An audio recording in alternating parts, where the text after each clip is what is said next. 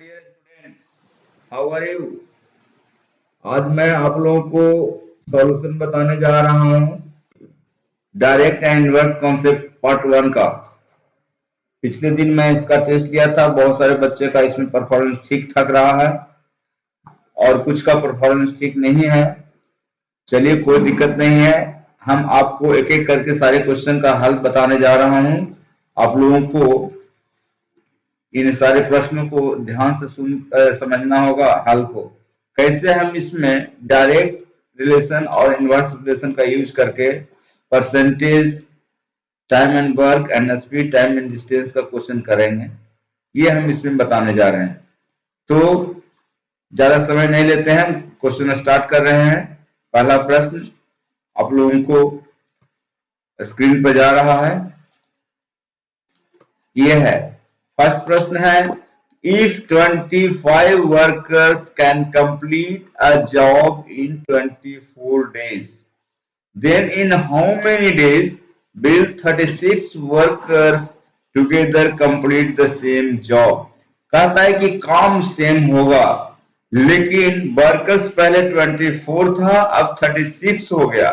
पहले वही 24 वर्कर्स उसी जॉब को, उसी काम को 24 डेज में करता था, अब कितना दिन लगेगा अगर वर्कर्स 24 की जगह पर 36 हो गया? तो यहाँ पर आपको मैंने बताया था कि इन सारे प्रश्न को हम डायरेक्ट के लिए डायरेक्ट है, आगे से डायरेक्ट के लिए डी लिखेंगे और इनवर्स के लिए आई लिखेंगे। आप लोगों को समझ जाना है कि क्या लिखे हैं। तो डायरेक्ट के लिए डी और इनवर्स के लिए। तो हमें ये चेक करना है कि ये जो क्वेश्चन है इसमें कौन सा रिलेशन फॉलो हो रहा है। तो अगर डायरेक्ट मतलब कि अगर वर्कर की संख्या घटेगी तो समय कम लगेगा, अगर वर्कर की संख्या बढ़ेगी तो समय ज्यादा लगेगा। ऐसा अगर रिलेशन आता है तो डायरेक्ट में आ जाएगा। अगर वैसा नहीं आता है, उसके अपोजिट आता है कि अगर वर्कर्स बढ़ेगा तो समय कम लगेगा और वर्कर्स घटेगा तो समय ज्यादा लगेगा, तो इनडायरेक्ट का क्वेश्चन हो जाएगा, इनवर्स का क्वेश्चन हो जाएगा। तो इसमें हमको ये समझ में आ रहा है आसानी से कि इनवर्स का क्वेश्चन है। वो कैसे कि जॉब सेम है, काम सेम है, और आप कंसीडर करिए कि मेरे पास कोई एक काम है। मान लिया कि एक घर का रंगाई करना है, तो घर का रंगाई करने में अगर हम 24 वर्कर को, 24 लेबर को लगाते हैं तो वो काम 24 दिन में करता है। अगर आप सोचिए कि वर्कर्स कम रहता, अगर वर्कर्स नहीं 24 रहता और उससे कम रहता तो क्या वो 24 दिन में हो जाता काम?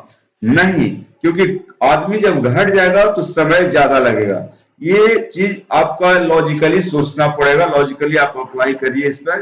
तो ये उल्टा हो जाता है, अगर वर्कर्स बढ़ जाएगा तो वही चीज जल्दी हो जाएगा। तो इन सारी बातों को आपको ध्यान में देना है। तो ये क्वेश्चन है इनडायरेक्ट का।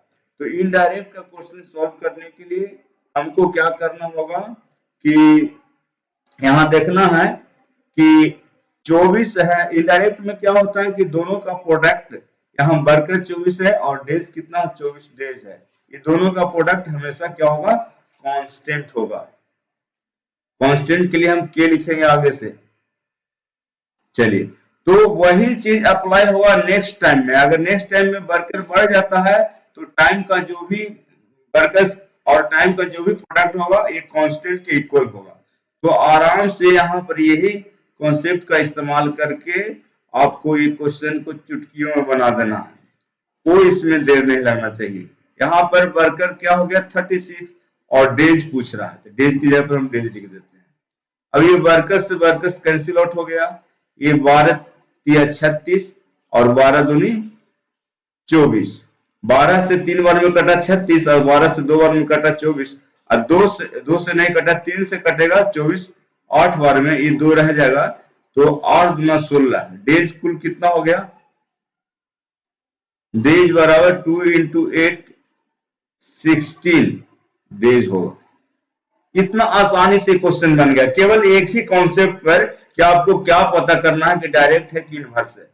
हम इनवर्स किए तो दोनों का प्रोडक्ट हो जाएगा, डायरेक्ट रहेगा तो रेशियो हो जाएगा। बस इन कॉन्सेप्ट से हम अगला क्वेश्चन पर जा रहे हैं।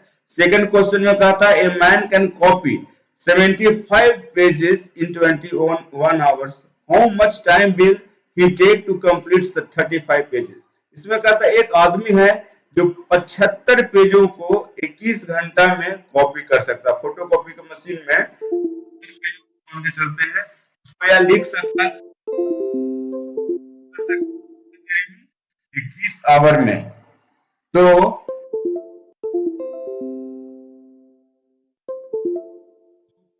35 पेज को करने के लिए कितना देर लगेगा ये बताओ। तो यहाँ पर क्या हो रहा है कि पेज की संख्या घट रहा है। अगर पेज कम रहेगा तो कम समय लगेगा, ज्यादा रहेगा तो ज्यादा समय लगेगा। इसका मतलब डायरेक्ट रिलेशन है। डायरेक्ट और इनडायरेक्ट का पहचान हम कैसे करेंगे? हम जान रहे हैं कि अगर पेज ज्यादा काम करने के लिए रहता, ज्यादा कॉपी करने के लिए रहता तो ज्यादा समय लगता, यानी कि पेज बढ़ेगा तो समय भी बढ़ेगा। तो दोनों डायरेक्ट डायरेक्ट काम होता है, इनडायरेक्ट का क्वेश्चन नहीं है। डायरेक्ट में रेशियो सेम होता है। पेज का रेशियो और टाइम का रेशियो पहले वाला और पेज का रेशियो और टाइम का रेशियो बाद वाला दोनों इक्वल होगा। इसमें रेशियो क्या हो जाता है? कांस्टेंट। रेशियो होगा कांस्टेंट। डायरेक्ट में रेशियो कांस्टेंट होता है और इनवर्स में प्रोडक्ट कांस्टेंट होता है। ये बातों को ध्यान में रखकर आप बनाइएगा, कोई भी प्रश्न आपसे छूटेगा नहीं और बहुत समय कम लगेगा बनने।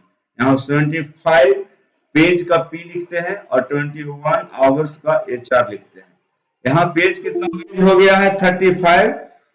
तो यहाँ पर 75 पेजेस को करता है 21 आवर्स में। तो इसका रेशियो पेज और टाइम का रेशियो सेम होगा।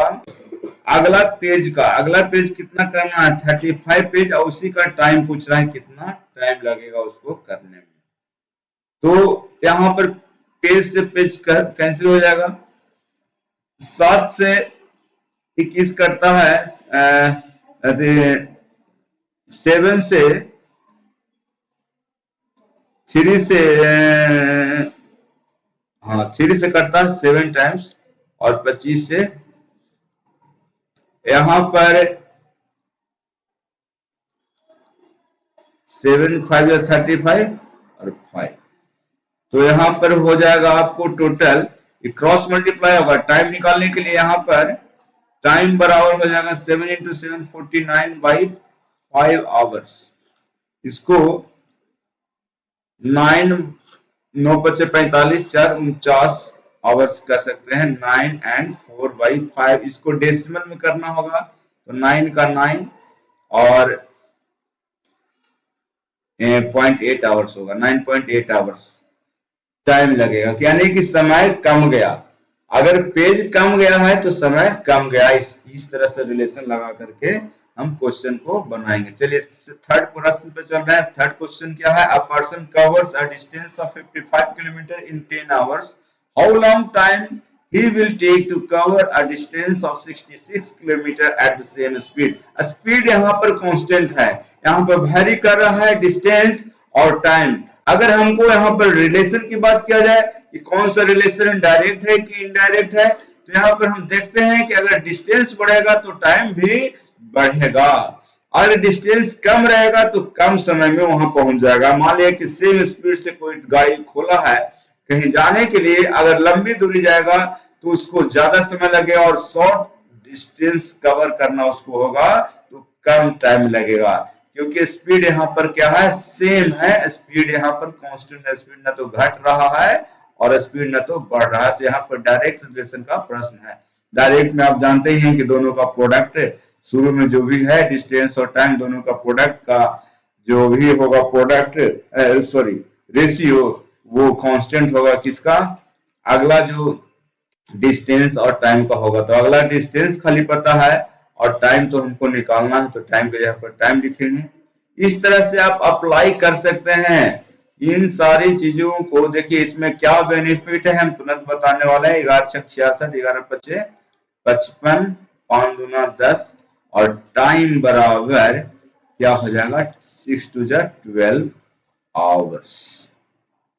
देखिए इसमें क्या हुआ, पहले कोई अगर इस कॉन्सेप्ट से इसको क्वेश्चन को करता था तो क्या करता था? पहले स्पीड निकालता था कि कौन सा स्पीड है जिससे ये गाड़ी चल रही थी। तो स्पीड निकालने के लिए उसको क्या करना पड़ता था कि स्पीड बराबर होता है डिस्टेंस बाई टाइम। ये हो गया। और स्पीड निकल गया तो फिर उसको फिर कितना समय लगेगा, समय निकालने के लिए फिर उसको क्या करना पड़ता था, समय बराबर फॉर्मूला लगाना पड़ता था, स्पीड गुने distance by time, distance by time का डिस्टेंस बाई स्पीड का फॉर्मूला लगाना, टाइम तो निकालना ही है, टाइम बराबर डिस्टेंस बाई स्पीड निकालना पड़ता। डिस्टेंस फिर कितना हो गया था, डिस्टेंस 66 किलोमीटर हो गया, और स्पीड कितना 55 बाई 10 किलोमीटर इसका आवर। इतना कर करके फिर काटिएगा, 66, 11 5 55, तो फिर ये 6/5 10 चल जाएगा ऊपर, तो 5 दूना 10, 6 दूनी 12 आवर। ऐसे इस तरह से आपको फॉर्मूला दो को याद करना पड़ेगा, स्पीड का, फिर स्पीड निकालिए, उसके बाद फिर टाइम का फॉर्मूला। ये दोनों यहाँ पर हम क्या कर रहे हैं, यहाँ ना तो हमको स्पीड का फॉर्मूला याद है लेकिन लगाने की जरूरत नहीं है, टाइम का फॉर्मूला लगाने की जरूरत नहीं है, मात्र केवल हमको रेशियो से प्रश्न बन रहा है, हमको रिलेशन से प्रश्न बन रहा है, कौन सा रिलेशन पर ये है। अगर हमको ये पता चल गया कि डायरेक्ट है या इनडायरेक्ट है, अगर जो भी रिलेशन है डायरेक्ट का रेशियो सेम हो जाता है और इनडायरेक्ट का इनवर्स का प्रोडक्ट सेम हो जाता है, उस पर आसानी से क्वेश्चन बन जाता है। चलिए अगला प्रश्न पर, फोर्थ क्वेश्चन है। इसमें भी अगर देखते हैं कि कोई भी क्वांटिटी है, किसी भी क्वांटिटी का कहता है कि कोई भी quantity if 20% of A number, ये नंबर को ही क्वांटिटी बोल रहे हैं, if 20% of A number is 120, कहता है कि कोई भी क्वांटिटी का 20% 120 है, तो वही नंबर का, वही क्वांटिटी का 25% कितना होगा जो पूछ रहा है। तो यहाँ वो नंबर हमको निकालने की जरूरत नहीं है, नंबर निकालने से कोई हमको नंबर से पूछ ही नहीं रहा, हमको खाली पूछ रहा उस नंबर का 25, बिना ये नंबर निकाले भी हम बना सकते हैं। वो कैसे, यहाँ ये जो रिलेशन है डायरेक्ट और इनडायरेक्ट की चर्चा जो हमने किया है, इस पर हम क्या करेंगे, हम ये चेक करेंगे कि अगर कोई क्वांटिटी कुछ भी है, उसका 20% उसका 25% से कम होगा, यानी 20% अगर 120 दिया हुआ तो 25% 120 से जरूर ज्यादा होगा, क्योंकि परसेंटेज बढ़ेगा तो उसका परसेंटेज नंबर जो होगा वो भी बढ़ेगा, परसेंटेज घटेगा तो उसका जो परसेंटेज नंबर होगा वो भी घटेगा, यानी कि ये डायरेक्ट रिलेशन फॉलो करेगा। डायरेक्ट रिलेशन में क्या होगा कि 20% कोई क्वांटिटी का और उसका रेशियो जो होता है 20%, उसका रेशियो 25% जो है क्वांटिटी, उसका जो आता है 25% क्वांटिटी का वैल्यू, उस क्वांटिटी का बराबर रेशियो होगा।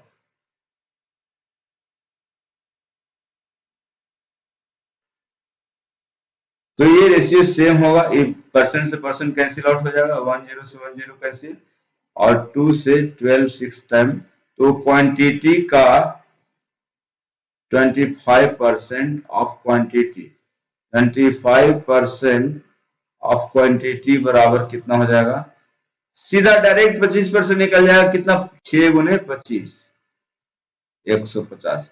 वो ना हमको यहाँ क्वांटिटी निकालना पड़ेगा, डायरेक्ट हमको निकल गया उसका 25%, कैसे, दोनों का प्रोडक्ट का इंटू कर देना। अब इसको पहले कैसे बनाते थे, पहले बनाने का कोई भी टीचर ऐसे बताता था कि वो नंबर को मान लेते हैं, number let the number be X का मीन्स गुना 20%, 20% में 20/100 कितना दिया हुआ 120, तो हमको यहाँ से ये कट रहा है, यहाँ से ये कट रहा है, तो x बराबर हो जाएगा 12, 120 गुने 5 बराबर 600। वो क्वांटिटी हमको कितना आ गया 600,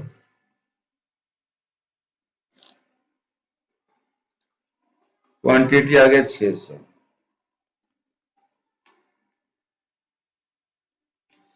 अब उस क्वांटिटी का 25% निकालना है, 25% ऑफ उस क्वांटिटी का कितना निकालना है 25%। क्वांटिटी हमको कितना है, क्वांटिटी आ गया 600, और 600 का 25% करना होगा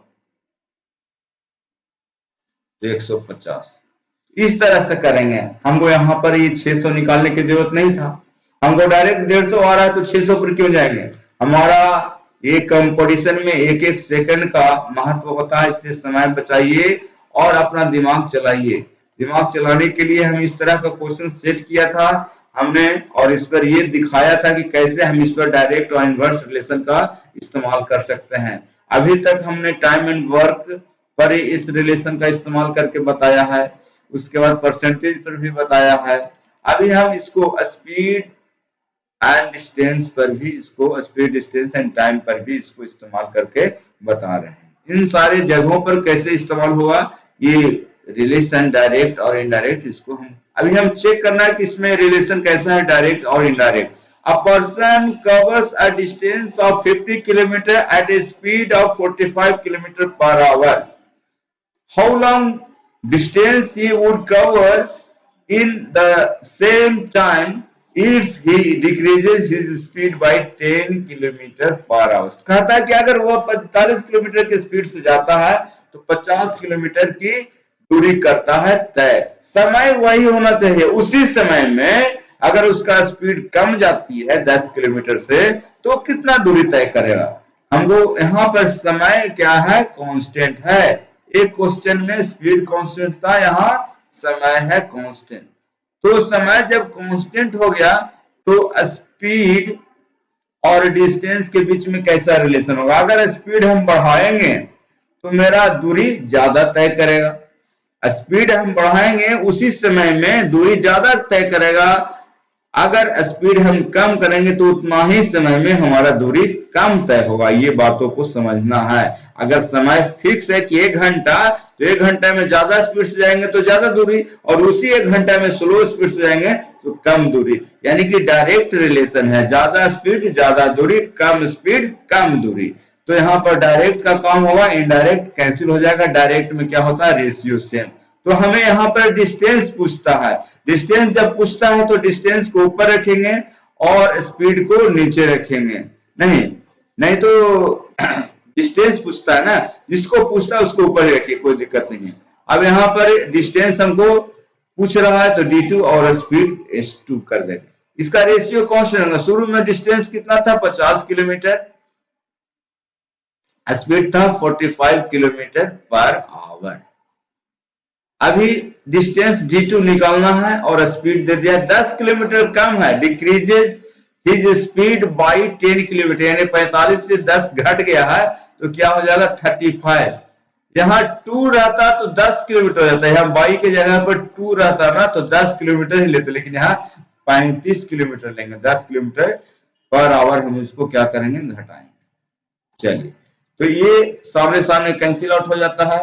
अब काटिए, 5 से कटेगा कितना बार में, 9 बार में, और ये भी 5 से कटेगा कितना बार में, 7 बार में। चलिए, अब कहीं ऊपर नीचे इधर उधर नहीं करता है तो d2 निकल जाएगा। d2 कैसे निकलेगा, दोनों को प्रोडक्ट 7 और 50 का प्रोडक्ट हो जाएगा 350 और 9। यहाँ किलोमीटर बचा हुआ जो किलोमीटर रह जाएगा। इसको पूर्णांक तोड़ेंगे, पूर्णांक तोड़ने के बाद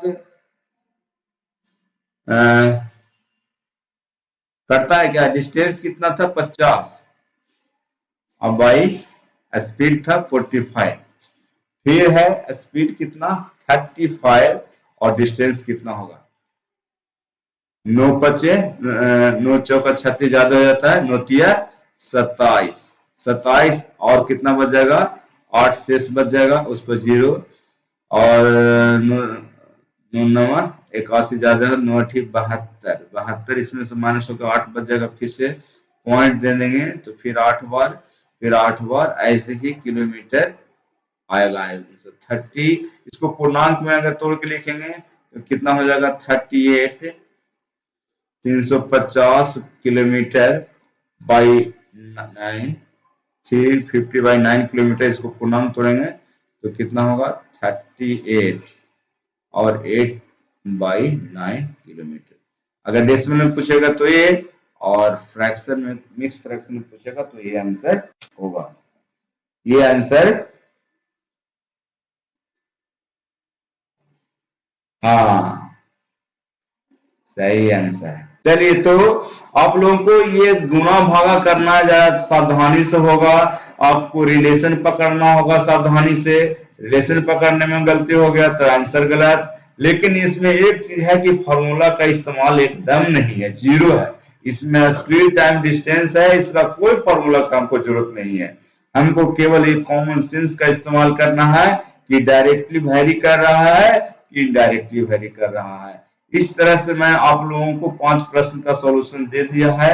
अगले टेस्ट में हम इससे कुछ और भी क्वेश्चन इस टॉपिक से करेंगे, उसमें थोड़ा सा जरूर क्वेश्चन में ट्विस्ट रहेगा, तो आप लोगों को रेडी रहना है। 5 क्वेश्चन का ही टेस्ट होगा, 5 में 5 आंसर सही करने के लिए आपको रेडी रहना है। तो आपको वीडियो अच्छा लगा तो लाइक करिएगा, शेयर करिएगा और चैनल को सब्सक्राइब करना भी मत भूलिएगा, और दोस्तों में शेयर तो जरूर करना है। और कमेंट करिए कि क्या इसमें कुछ अगर इम्प्रूवमेंट चाहिए तो बताइएगा। आप अपने मैसेज बॉक्स से यूट्यूब के हमें सेंड करिए, हम उसमें देखते हैं क्या इम्प्रूवमेंट की जरूरत है। चलिए, तो तब तक के लिए बाय, टेक केयर।